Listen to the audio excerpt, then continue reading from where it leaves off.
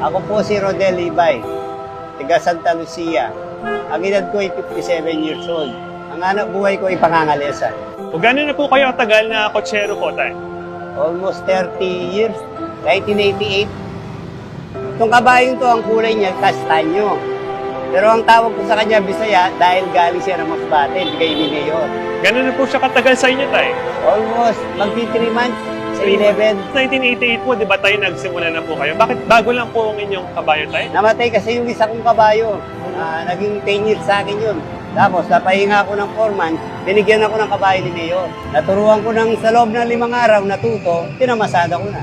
Meron po ba kayong hiling or wish po na matupad ngayong malalapit na po yung Pasko po? Sa anak buhay ko kasi hindi ko mabigay yung gusto kong ibigay sa mga pamilya ko. Siguro, simple lang yung hindi kami magkasakit, masaya. Pero yung material hindi ko kayang ibigay, mahina lang ang pasada. Yung SM Super Malls po, gusto po namin kayong bigyan ng konting sorpresa lang po. Since sabi niyo po, gusto niyo makasama yung pamilya ninyo, kaya po, ang SM Super Malls ay bibigyan po kayo ng isang sorpresa po.